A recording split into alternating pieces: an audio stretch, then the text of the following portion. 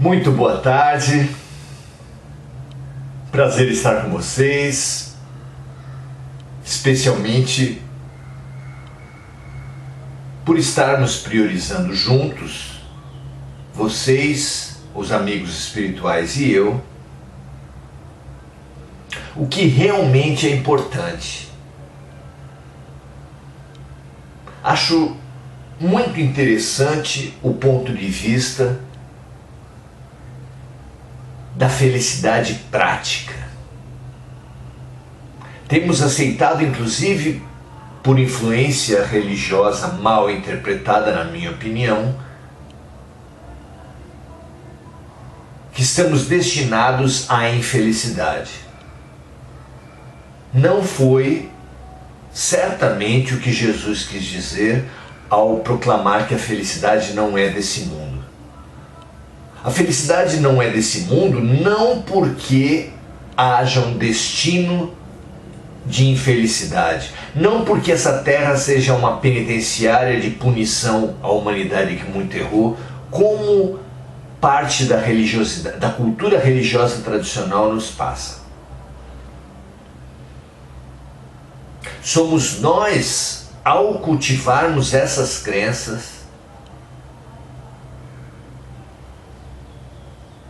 de que quem errou tem que ser punido, por exemplo, é que acabamos boicotando a nossa própria felicidade. Outra crença extremamente perniciosa para a nossa felicidade, destruidora da nossa felicidade prática, estabelece condições inalcançáveis para sermos felizes. Condições que isoladamente já são inalcançáveis tornam a felicidade completamente impossível se somadas, porque como eventos simultâneos impossibilita totalmente essa utopia humana da felicidade. Então, se para sermos felizes, digamos assim, precisamos ter muito poder, muito dinheiro, muita beleza, casarmos com os ídolos,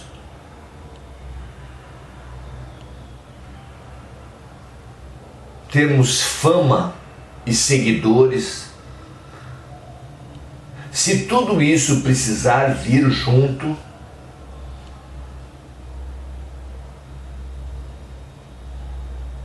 será completamente impossível sermos felizes.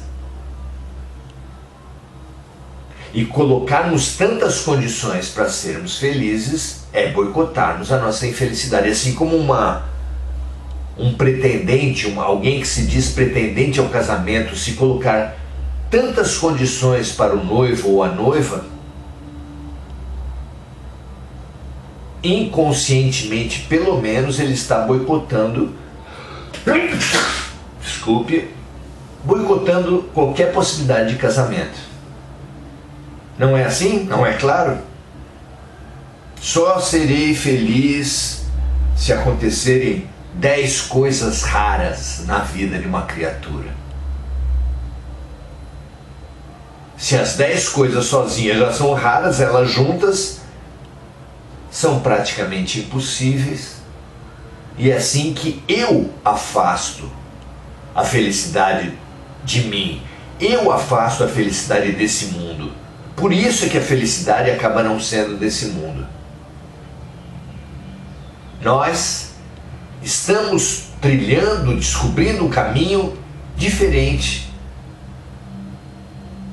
Quando a vida nos chama, quando o agora nos chama, e nós percebemos esse chamado e atendemos esse chamado, somos felizes. Não interessa se esse chamado vem por uma frustração, por uma perda, não interessa nem mesmo se esse chamado vier pela morte. Se estamos abertos aos convites da vida, se estamos abertos para atender os convites da vida,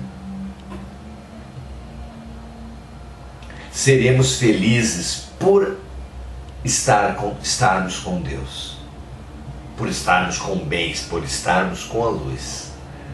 Então, vivamos essa felicidade, seja feliz, minha amiga, meu amigo, sejamos felizes juntos. Porque a felicidade pode ser desse mundo, desde que nós compreendamos as crenças que nos afastam da felicidade e nos abramos para as verdades que nos fazem conquistar essa mesma felicidade. Muito bem, Kardec tem estudado nessas últimas questões desse fabuloso Livro dos Espíritos, diversos dons, diversas ferramentas espirituais. Já falamos do sonambulismo e da viagem astral. Já falamos da letargia e da catalepsia. Agora estamos falando, já falamos do êxtase, e agora estamos falando da clarividência. Os Espíritos deixaram claro que todos esses dons espirituais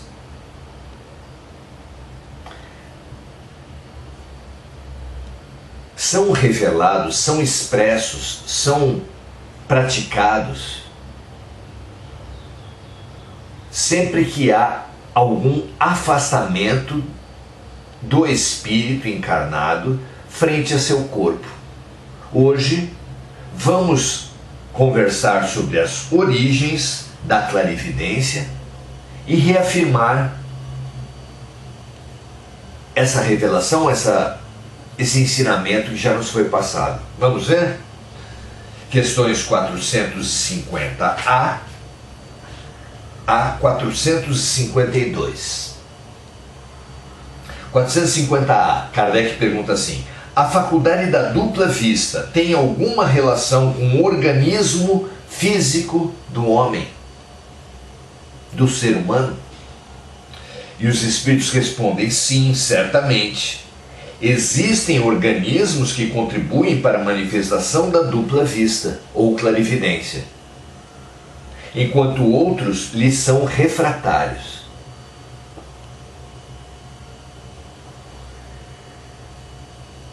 Então as pesquisas modernas fazem uma relação da mediunidade com cristais de apatita que os médiuns apresentam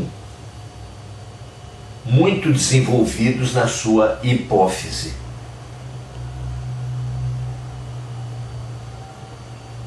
Confirmando que os Espíritos já tinham falado da matriz biológica, corporal, física da mediunidade.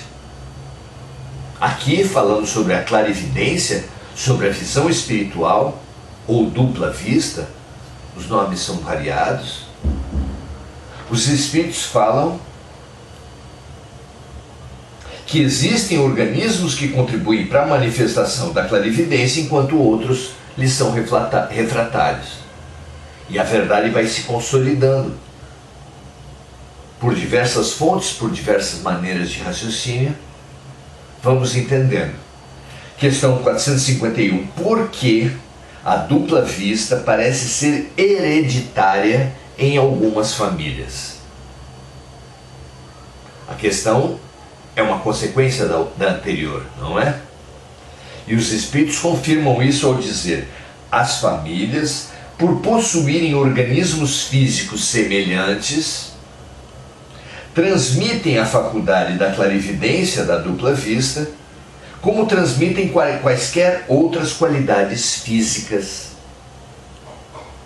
Então é comum que alguém que tem a clarividência hoje tenha tido na família do genitor ou da genitora, e assim do avô, da avó e do avô paternos e maternos, esse dom espiritual, pelo menos embrionário. Vamos ver a continuação da resposta. Então ele falava que as famílias, por possuírem organismos físicos semelhantes, transmitem a faculdade da dupla vista ou da clarividência, como transmitem quaisquer outras qualidades físicas. Posteriormente, ou seja, além disso, essa faculdade se desenvolve por uma espécie de educação, que também pode ser transmitida de um indivíduo para o outro. Falando o óbvio, numa família cujos pais possuem algum dom espiritual, o ambiente, a cultura, a forma como se trata desses dons espirituais nessa casa, certamente é muito diferente de uma outra casa onde ninguém possui dons espirituais desenvolvidos. E como as crenças são bloqueios para os dons espirituais, numa família onde essas crenças são mais leves, mais sutis, menos dominantes, como numa família materialista, como numa família descrente, vê-se então, da resposta dos espíritos, duas influências para as famílias transmitirem o dom da clarividência. A semelhança de organismos físicos. Se uma avó tem um organismo físico que a dispõe ao fenômeno da clarividência, tende a transmitir isso para a mãe e tende a transmitir isso para a neta. Mas além disso, nessa família onde se tem a vivência, o conhecimento da existência, da prática de um dom espiritual, as crenças limitantes, os bloqueios culturais são muito mais fracos, e sendo muito mais fracos, facilitam a expressão, a manifestação desses dons espirituais em geral e da clarividência em particular. Certo? Questão número 452. É verdade que certas circunstâncias podem desenvolver a dupla vista? Então vocês veem que as três perguntas tratam da origem, dos fatores necessários para a ocorrência da clarividência. E a resposta sobre circunstâncias que podem desenvolver a clarividência é sim. A doença, um perigo iminente, uma grande comoção podem desenvolver a clarividência. Às vezes o corpo físico se encontra em um estado tal que permite ao espírito ver o que o homem não poderia ver com os olhos do corpo físico. Então, essas situações colocadas aqui confluem para um ponto que é a proximidade da morte. Eles citam a doença, evidentemente, nos remete à possibilidade da morte. Um perigo iminente, da mesma forma. Uma grande comoção. Esses três fatores citados aqui pelos amigos espirituais confluem, tem como coincidência, como área comum, o fantasma, a perspectiva, a possibilidade da morte. E o que acontece com o ser diante da possibilidade da morte, diante do fenômeno morte? Há, nessas situações, em todos nós, uma abertura para a perspectiva espiritual, colocamos-nos na perspectiva espiritual quando somos visitados, quando temos amigos, parentes, cônjuges, quando nós mesmos somos visitados por ameaças de morte. O efeito é grande, o efeito é impactante.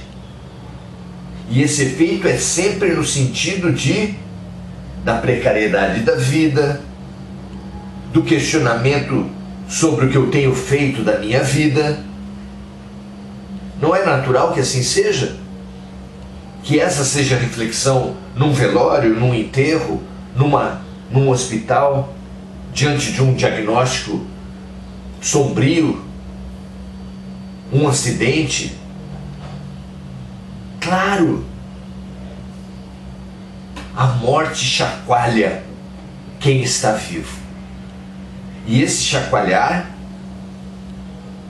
provocando essa perspectiva espiritual, favorece a visão espiritual, a clarividência, a dupla vista. Porque o afastamento frente ao corpo não se dá apenas durante o sono, se dá também pela proximidade com o evento morte. Então, há fatores físicos que predispõem as criaturas ou as afastam da clarividência. Há o aspecto hereditário, há o aspecto da influência familiar, que propicia 2 pontos. Primeiro é o corpo predisposto e segundo o ambiente familiar mais aberto ao fenômeno espiritual. E como terceiro fator, circunstâncias do meio que, listadas aqui, confluem para a proximidade com o fenômeno morte, que gera, em algum grau, mas em todos nós, algum avanço na perspectiva espiritual, mesmo que momentâneo. Todos aqueles que passam pela morte de um ente da família, de um amigo, todos aqueles que vivem um acidente, uma doença, que trazem a morte própria para perto dele,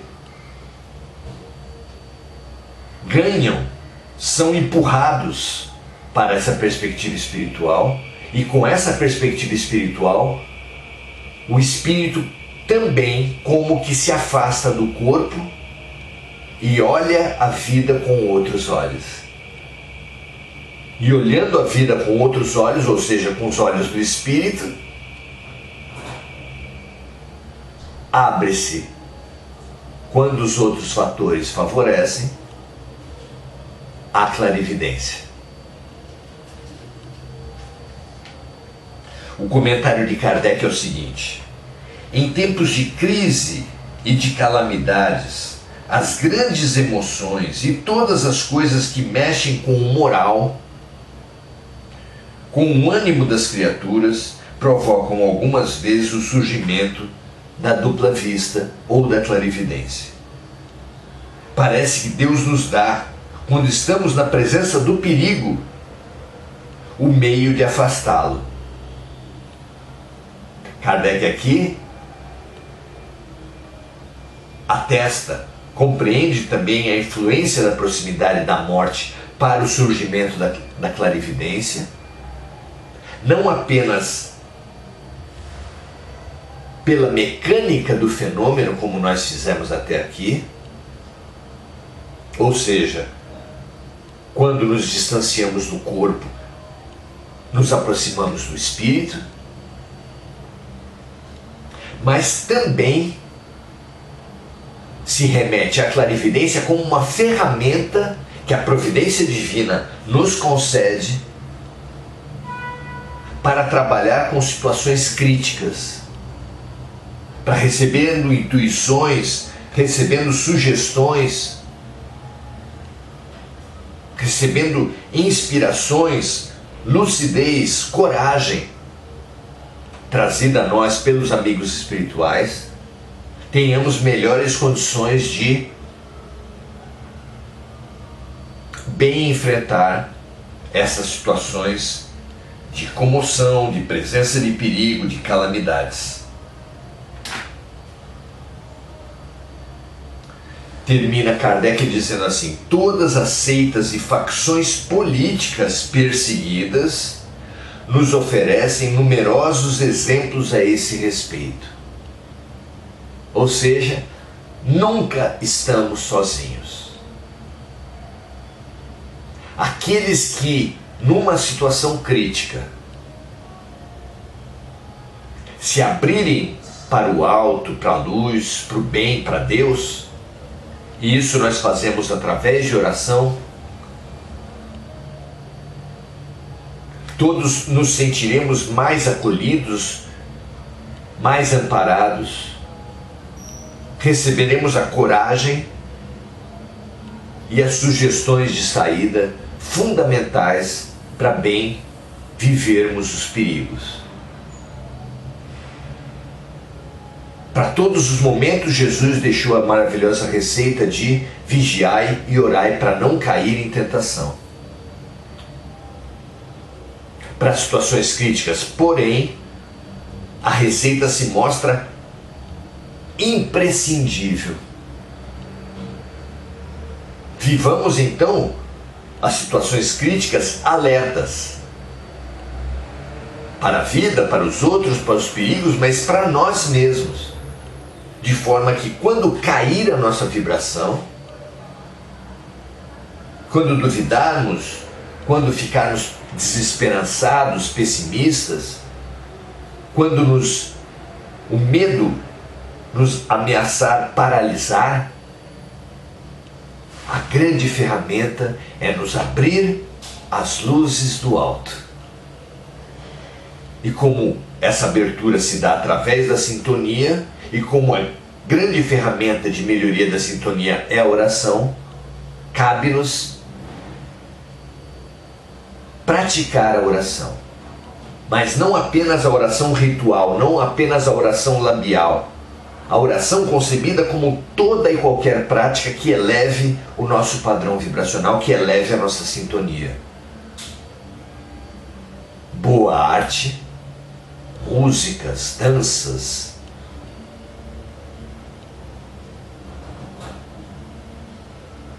literatura de qualidade, filmes de qualidade, tudo isso é oração. Contato com a natureza, abraçar árvores, andar no mar, andar no rio, respirar com consciência, tudo isso é oração. E também, é claro, práticas mentais de mobilização, de mentalização, de sintonização com o alto, com a luz, com o bem, como a meditação, como a oração, desde que alterem, melhorem o nosso padrão vibracional, não seja apenas palavras ou sons, mantras ou posturas, mas mexam com o nosso padrão vibracional. Vigiai e orai é uma receita fabulosa para todos os tempos, mas especialmente urgente para esses momentos que nós estamos vivendo. Sempre permaneça sempre atento à dinâmica, ao padrão vibracional seu, para sempre que ele cair, você ter ferramentas, músicas elevadas, filmes que façam alegrar sua alma no seu celular,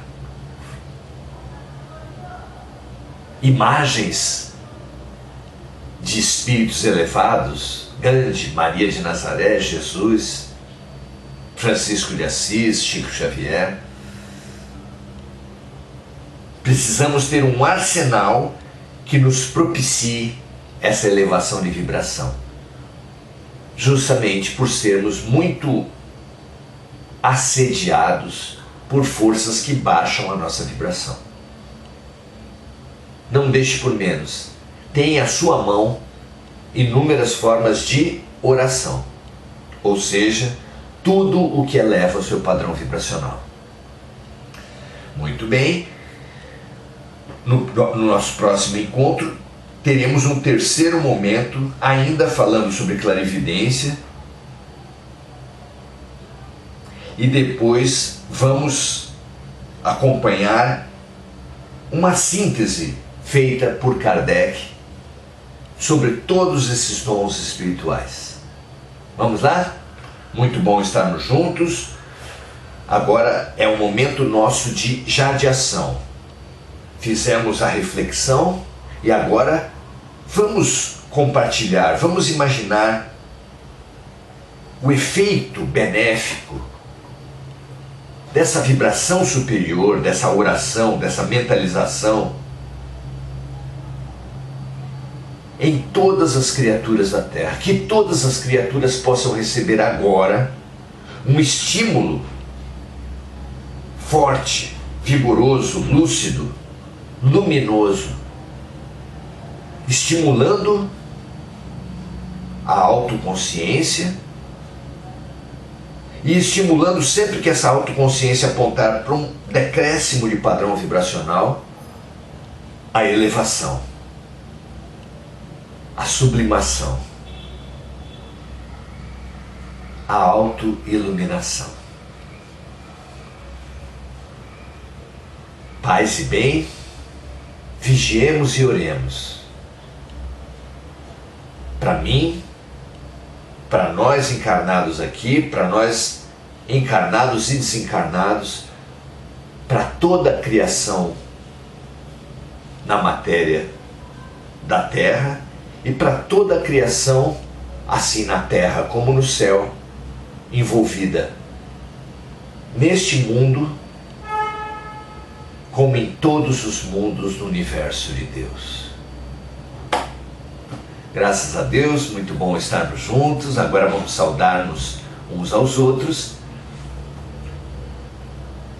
pela maravilhosa companhia dos amigos aqui. André Santos, muito bom estar com você. Rosa Nepomuceno. Marco Aurélio Trindade falando que o impossível é a razão do milagre. Muito interessante. André Salvatore, já tínhamos falado. Não tínhamos, não, era outra André. Rita de Cássia Monteiro. Adelaide Dias, Enir Cajazeira, Enir Mianes. Muito bom estarmos juntos. É um prazer, uma alegria trabalharmos para compartilharmos luz, porque é dando que recebemos. É limpando os outros através do perdão que somos nós mesmos limpados. É morrendo no sentido da transformação geral, profunda, feita em todos aqueles à nossa volta, que nós também seremos ajudados na nossa transformação ampla, geral e profunda, tão necessária para esse e para todos os momentos. Muita paz e muito bem. Amanhã estaremos juntos. Amanhã como domingo, já será então às 17h30, nos Encontros Essenciais com Jesus. Na segunda-feira fecharemos a clarividência na terceira parte aqui. Certo? Muito bom. Prazer estar com vocês e até amanhã. 5h30. Estaremos juntos com Jesus. Paz e bem para todos vocês.